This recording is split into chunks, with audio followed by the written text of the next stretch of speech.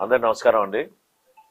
14వ తారీఖున జనసేన 12వ ఆవిర్భావ దినోత్సవానికి ముమ్మరంగా ఏర్పాట్లు చాలా ఉత్సాహంగా ఒక ప్రణాళికబద్ధంగా మా గౌరవ శాసనసభ్యులు, గౌరవ పార్లమెంట్ సభ్యులు, వివిధ నియోజకవర్గాల్లో ఉన్న ఇన్ఛార్జీలు, జిల్లా అధ్యక్షులు, క్షేత్రస్థాయిలో ఉన్న మా జన సైనికులు, వీర మహిళలు కలిసికట్టుగా ఎప్పుడు లేని ఒక ఉత్సాహంతో ముమ్మరంగా ఏర్పాట్లన్నీ కూడా సాగుతూ ఉన్నాయి.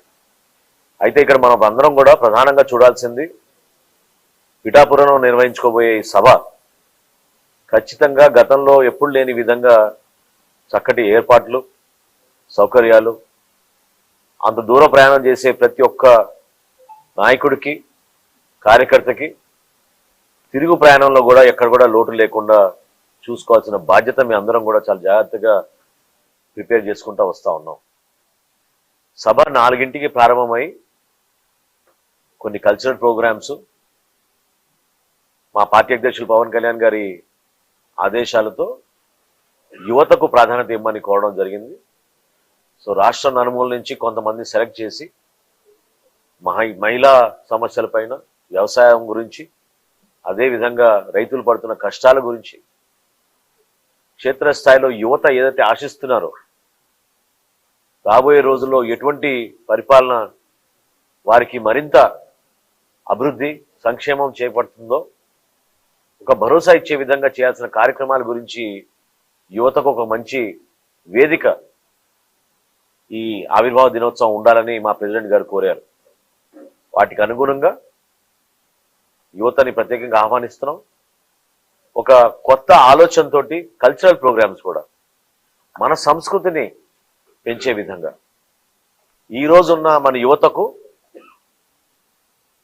భవిష్యత్తులో మన పూర్వీకుల నుంచి మనం చాలా జాగ్రత్తగా కాపాడుకుంటూ ఇన్ని సంవత్సరాల నుంచి, ఇన్ని తరాల నుంచి నిలబెట్టుకున్న మన భాష, మన సంస్కృతి, మన కళాకారుల్ని అందరినీ కూడా గౌరవించుకుంటూ ఆ రోజు కార్యక్రమాలు మేము సిద్ధం చేస్తున్నాం. రేపు సాయంత్రానికల్లా మీకు మినిట్ టు మినిట్ ప్రోగ్రామ్ ఈ సభ కార్యక్రమాలు మీకు అందజేస్తాం. అయితే నిజంగా మనందరం కూడా ఒక విధంగా గర్వపడాలి. At the same time Janasena పార్టీలో ఉన్న నాయకత్వం ఏ విధంగా ఆలోచిస్తుంది అనేది మీ అందరికీ తెలియాలి. ఎందుకంటే వర్తమాన రాజకీయాల్లో భవిష్యత్తు గురించి ప్రణాళికబద్ధంగా, సమాజం గురించి ప్రణాళిక, ఒక పర్యావరణం గురించి దృష్టి పెట్టుకున్న ఏకైక నాయకుడు మన పవన్ కళ్యాణ్ గారు. ఆయన మాకు ఇచ్చిన సలహా మేరకు సభ పూర్తయిన తర్వాత ఖచ్చితంగా పర్యావరణాన్ని మనం దృష్టిలో పెట్టుకుని గౌరవించుకుంటూ పారిశుద్ధ్యం గురించి ఎక్కడ కూడా పొరపాటు లేకుండా ఉండే విధంగా ఒక కమిటీ నియమించమని చెప్పడం జరిగింది.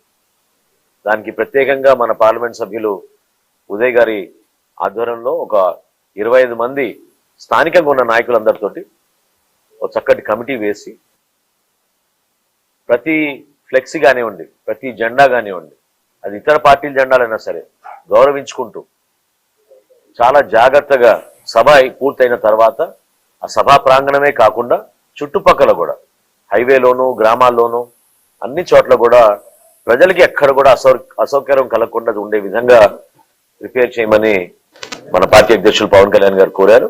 దాని మేరకు మేము సిద్ధం. భారతదేశంలో ఇప్పటివరకు ఎవరు కూడా ఇట్లా ప్లాన్ చేస్తుండరు.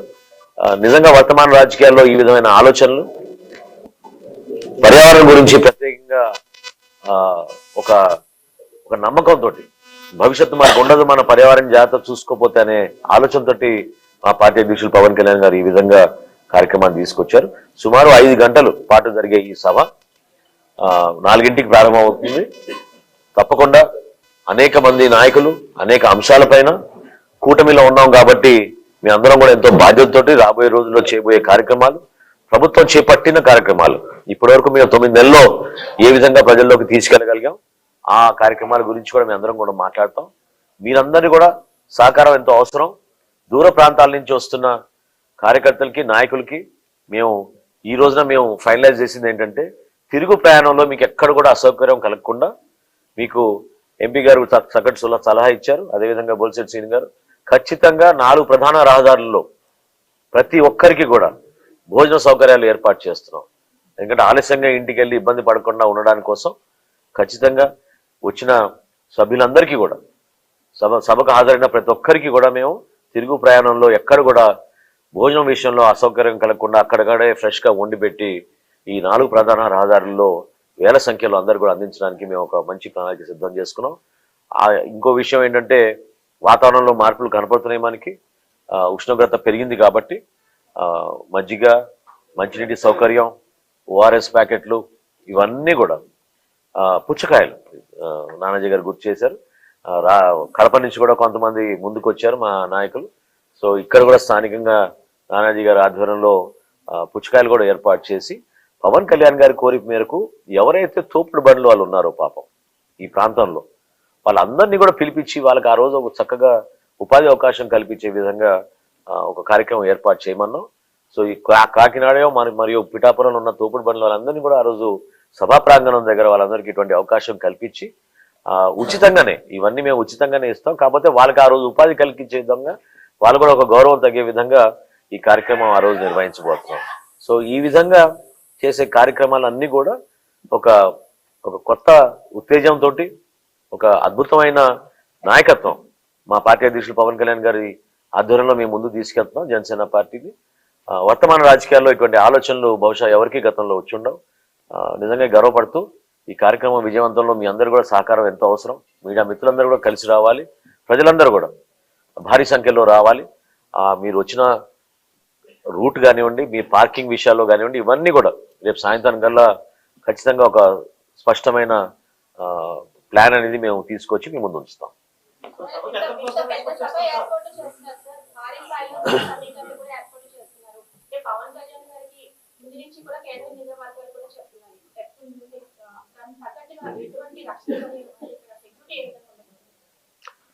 డెఫినెట్ గా సెక్యూరిటీ అనేది ఎప్పుడు కూడా చాలా సైంటిఫిక్ గా ప్రొఫెషనల్ గా ప్రిపేర్ అయ్యి వాళ్ళు తీసుకోవాల్సిన జాగ్రత్తలు ఖచ్చితంగా డిపార్ట్మెంట్ తీసుకుంటారు. పవన్ కళ్యాణ్ గారి విషయంలో చాలా జాగ్రత్తలు తీసుకోవాల్సిన అవసరం డిపార్ట్మెంట్కే కాదు పార్టీ పరంగా కూడా మా అందరికీ ఉంది. నిన్ననే మేము రివ్యూ చేసుకున్నప్పుడు చక్కటి ప్రశ్న అడిగారు మీరు. పార్టీ పరంగా కూడా మేము దాదాపు 50 నుంచి 75 సీసీ కెమెరాలు కూడా మేము ఏర్పాటు చేస్తున్నాం. డిపార్ట్మెంట్ చేసే పని వాళ్ళు చేసుకుంటారు. మేము కూడా ఒక బాధ్యతగా మా పార్టీ అధ్యక్షులు గారు వస్తున్న సందర్భంగా అదేవిధంగా ఎవరికి కూడా అసౌకర్యం కలగకుండా చూసుకోవాల్సిన బాధ్యత మా పైన ఉంది. కాబట్టి మేము ఒక నెట్వర్క్ 75 సీసీ కెమెరాలతోటి మొత్తం ప్రాంగణం అదేవిధంగా హైవేస్లో కూడా ఒక నెట్వర్క్ ఏర్పాటు చేసి సీసీ కెమెరాస్ ఏర్పాటు చేస్తున్నాం. జిల్లా ఎస్పీ గారితో నేను మాట్లాడడం జరిగింది. ఉన్నతాధికారులు కూడా దీన్ని ఆల్రెడీ సమీక్షించారు. వాళ్ళు కూడా రాబోయే రోజుల్లో చూస్తారు. బందోబస్తు విషయంలో కానివ్వండి, సెక్యూరిటీ విషయంలో కానివ్వండి, ఎక్కడ కూడా ఏ మాత్రం పొరపాటు లేకుండా వాళ్ళు ఏర్పాట్లు అన్ని విధాలుగా చేసుకుంటారు.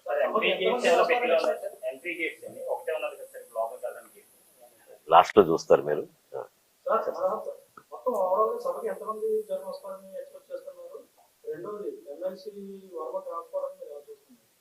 ఏమంటే సభ అనేది మేము పిఠాపురంలో పార్టీ అధ్యక్షులు పవన్ కళ్యాణ్ గారు పిఠాపురం ప్రజలకి మనస్ఫూర్తిగా ధన్యవాదాలు తెలుపుకోవడమే కాకుండా మా పార్టీ యావత్ యంత్రాంగం, మాకున్న కమిటీలు, ఎగ్జిక్యూటివ్ బాడీ, వివిధ నియోజకవర్గాల శాసనసభ్యులు, పార్లమెంట్ సభ్యులు అందరం కూడా ఒక కృతజ్ఞతా భావంతో మా పార్టీ అధ్యక్షులు పవన్ కళ్యాణ్ గారిని అంత అద్భుతమైన మెజార్టీతో గెలిపించినందుకు ఈ సభని పిఠాపురం నిర్వహిద్దామని మేము అందరం కూడా కోరాం. దానికి పవన్ కళ్యాణ్ గారు కూడా ఆయనే ముందు యాక్చువల్గా పిఠాపురం చేస్తే బాగుంటుంది, మన అందరం వాళ్ళకి థ్యాంక్ యూ చెప్పాలనే సందర్భం వచ్చింది కాబట్టి చేద్దాం అన్నారు. సో డెఫినెట్గా ఈ సభ అనేది వాళ్ళకి అంకితం చేస్తూ వాళ్ళు ఏ విధంగా కష్టపడి కష్టకాలంలో కూడా దుర్మార్గమైన గత ప్రభుత్వంలో కూడా ఎదుర్కొని నిలబెట్టారో దాన్ని మేము గౌరవించడానికి ఇది ఒక చక్కటి అవకాశం. అదేవిధంగా వర్మ గారు చాలా సీనియర్ పొలిటీషియన్ అండి. ఆయన కూడా సుదీర్ఘమైన ప్రయాణం చేశారు, ఎన్నో ఇబ్బందులు పడ్డారు. గతంలో కూడా చూసాం మనందరం కూడా. ప్రతి నాయకుడు రాజకీయాల్లో అటువంటి 5 సంవత్సరాలు ఎవరు కోరుకోరు, అట్లా ఉంటాయని కూడా ఎవరు ఊహించుంటారు. సో వర్మ గారు కూడా ఆ విధంగా ఇబ్బంది పడ్డారు. అయితే పదవులు ఎవరికి కేటాయిస్తారనేది ఏ పార్టీ అధిష్టానం అది నిర్ణయం తీసుకుంటారు. పవన్ కళ్యాణ్ గారు మనస్ఫూర్తిగా ఎప్పుడు కూడా మాలో ఉన్న నాయకుల్ని కూడా ప్రతిసారి అదే అంటున్నారు. ఏదో వారసత్వం రాజకీయం అని ఎవరైనా అంటే చాలా పొరపాటు అది. పవన్ కళ్యాణ్ గారు ఎప్పుడు కూడా కోరేది అంటే యువ నాయకత్వం, కొత్త నాయకత్వాన్ని మనం ఎంకరేజ్ చేయాలి. ఎంతమందికి అవకాశం ఇవ్వగలితే అంతమందికి ఇవ్వాలి మన అవకాశం అని నిలబడతారు ఆయన.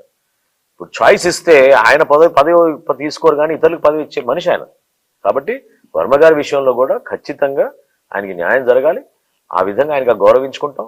ఆయన కూడా వాళ్ళ పార్టీలో ఉన్న అంతర్గత విషయం అది వాళ్ళు మాట్లాడాలి. కూటమిలో భాగస్వాములుగా ఆయన సహకరించారు. పవన్ కళ్యాణ్ గారు ఎలక్షన్ నిలబడ్డారు. మీ అందరం కూడా ఆయన గౌరవించుకుంటాం. లేదండి, దొరబాబు గారు ఎలక్షన్ ముందే వద్దామని అనుకున్నారు. కొన్ని కారణాల వల్ల రాలేకపోయారు. ఆయన మాలో ఒక కుటుంబ సభ్యుడిగా ఉన్నారు. ఆయన చాలా సౌమ్యంగా ఉండే మనిషి. అటువంటి ఆలోచనలు ఏం లేదు. చెక్ పెట్టడానికి అవసరం ఏముంది? ఇది పవన్ కళ్యాణ్ గారి నియోజకవర్గం. ఇక్కడ ఎవరు చెక్ పెడతామండి? కంప్లీట్ గా ఇది పిఠాపురం అనేది పవన్ కళ్యాణ్ గారి అడ్డా. అది ఇంకా దాని గురించి ఆలోచించి అవసరం లేదు. Thank you.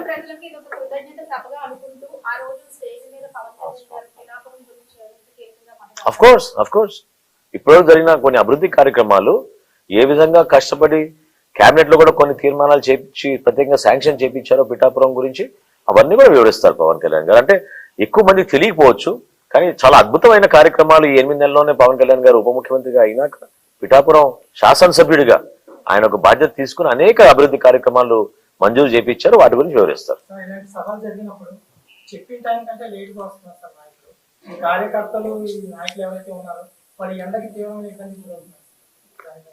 ఏమండి మేము మా సభ ప్రాంగణం విషయంలో కానివ్వండి, సభ ఏ టైం మొదలవుతుందనే దానిపైన కూడా చాలా స్పష్టత ఉంది మాకు.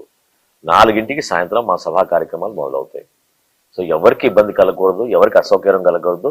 పవన్ కళ్యాణ్ గారు ప్రతి సందర్భంలో చెప్పేది ఏంటంటే తిరిగి ప్రయాణంలో వెళ్ళేటప్పుడు అందరినీ మీరు జాగ్రత్త చూసుకోండి, వాళ్ళ ఇంటికి క్షేమంగా వెళ్ళాలి, ఎవ్వరు కూడా ఇబ్బంది పడకూడదు. అందుకే ఇందాక చెప్పాను నేను, వాతావరణంలో కొన్ని మార్పులు వచ్చినాయి. మేము అన్ని విధాలుగా పుచ్చకాయలు కానివ్వండి, మజ్జిగ కానివ్వండి, వాటర్ కానివ్వండి, ఓఆర్ఎస్ ప్యాకెట్లు కానివ్వండి, ఎవరు కూడా డిహైడ్రేట్ కాకుండా ఉండడానికి కోసం అదేవిధంగా సభలో కూడా అందరికీ కూడా స్నాక్స్ అవి ఏర్పాటు చేసే విధంగా అన్ని చూసుకున్నాం. ఎవరికి పొరపాటు జరగదు. మాకు ఒక అద్భుతమైన మెడికల్ టీం ఉంది, మాకు వాలంటీర్స్ టీములు ఉన్నారు. వీళ్ళంతా నిస్వార్థంగా పనిచేసే వ్యక్తులు చాలా మంది ఉన్నారు. ఎవరికి ఎటువంటి అసౌకర్యం కలగదు. థ్యాంక్ యూ అమ్మా. తల్లి నువ్వు చాలా రోజు కలుద్దామని చెప్తున్నాగా మీకు అమ్మా. ఎవ్రీడే కలుద్దాం అమ్మా, సరేనా?